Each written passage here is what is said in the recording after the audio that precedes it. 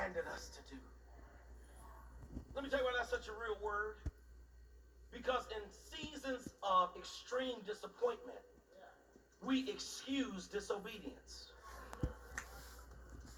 Yeah, when it hasn't gone down the way we thought it should, that's when we convince ourselves that God will give us a pass on his word. I know what you say. I've said it myself. When your heart's broken, this is what you say.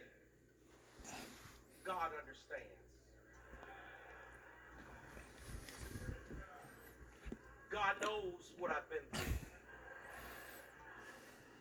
And since he's a merciful God, and we wind up convincing ourselves that we can live life on our own terms and no longer abide by the word of God. I mean, really, what's the point in forgiving if they don't change? What's the point in praying if don't nothing happen? What's the point in getting up every Sunday, fighting that crowd, trying to get a parking space, coming in here, praying you don't get put in overflow?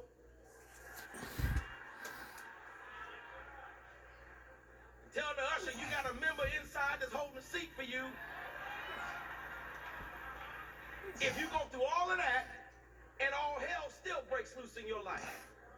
And we wind up excusing our disobedience by our disappointment.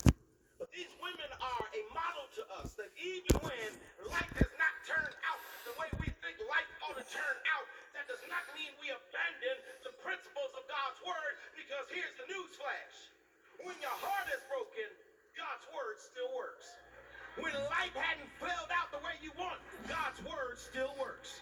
When you haven't gotten what you desire, the word still works. I wish I had about 5 Bible readers who know that even in the midst of extreme disappointment, the word still works. So when you don't know what to do, here's what you ought to do. You ready? Obey his word. When you didn't get what you want, here's what you ought to do. Love your neighbor as yourself. When you didn't get what you want, here's what you ought to do. Trust in the Lord with all your heart. Lean not into your own understanding. In all your ways acknowledge him, and he shall direct your path. Pray without ceasing.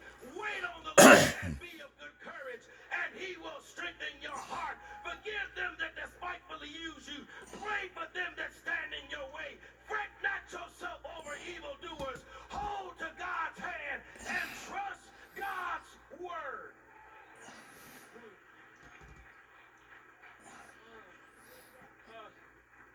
Seems like there's nothing else to do. You ought to persist in his commandments. You ought to prepare for the next chapter. Can I give you number 3 real quick? And you ought to learn to be passive when God is in charge.